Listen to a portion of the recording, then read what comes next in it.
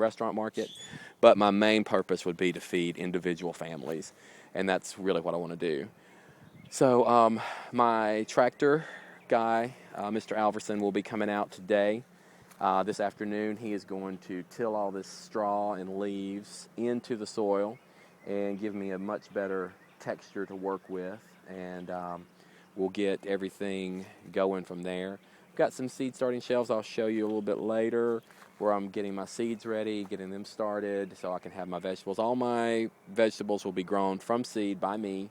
I'm not buying transplants or sets or anything like that. That way I know I have a much broader variety to choose from by growing them from seed.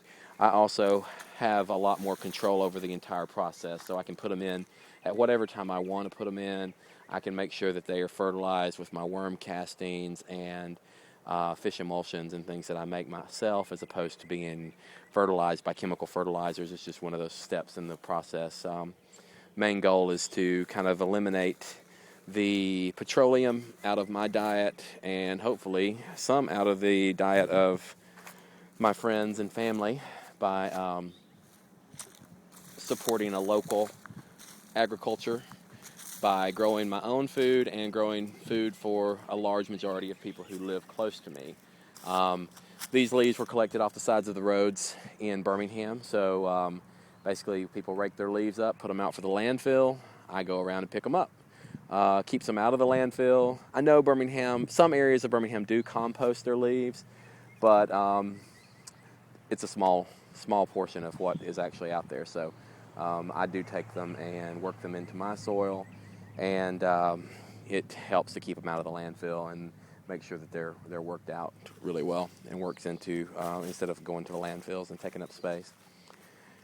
That is pretty much it. The other plan is I do hope to set up a CSA, which is a community supported agriculture group here off this farm.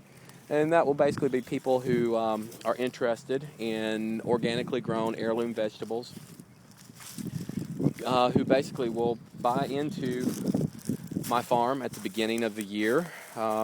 This would be probably, I would start, depending on how my greenhouses go this fall, I would start in probably February. If the greenhouses go well, it would probably be Marchish, April or March, if the greenhouses don't do as well as I hope. But basically people would buy a set number of subscriptions to the farm, where every week they would get a basket of food, whatever is in season at the time, whatever I'm growing at the time, and then they would just pick it up and have their vegetables there. I would probably deliver into a local, into Birmingham, unless I can find a community out here that would make it profitable, or, well, not profitable, but easier to deliver to a local group here in town. But my community is so small, and even though I'm using a urban farmer philosophy as far as my planting and my small scale growing. I mean, I am working on about a half acre, maybe a little smaller.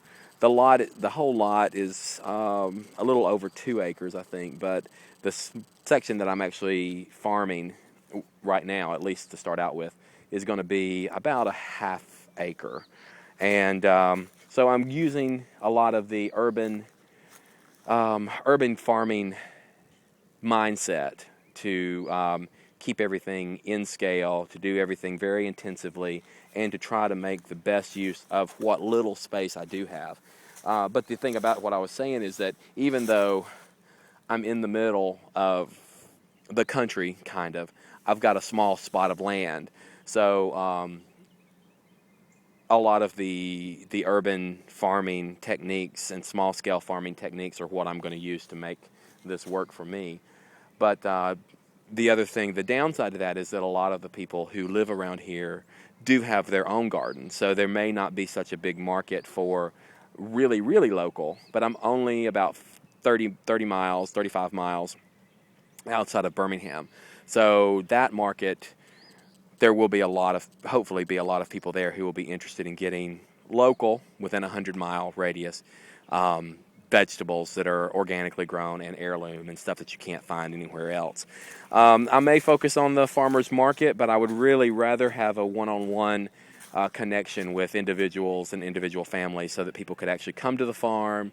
They can come out on farm days and see what's in store, or what's coming into ripeness, what's coming available into season, and then also have people come pick up stuff here if they wanted, or actually deliver into Birmingham, whatever works best for them. But I would like to have a very open community, and I think I would have a better chance of getting that one-on-one with individuals if I work through a CSA as opposed to a farmer's market situation. You just would be more on a one-on-one basis with the people who you're dealing with and who you're feeding. And you would have a little bit more, I think, a little bit more connection with them than you would have in a farmer's market situation. That's, I guess, about it for now. Look for future videos. I will be videoing Mr. Alverson when he does my tilling. When he tills this up, I'll do at least a couple of videos on that today. And we're going to get this website set up, and this will be one of the first videos you see. Thank you.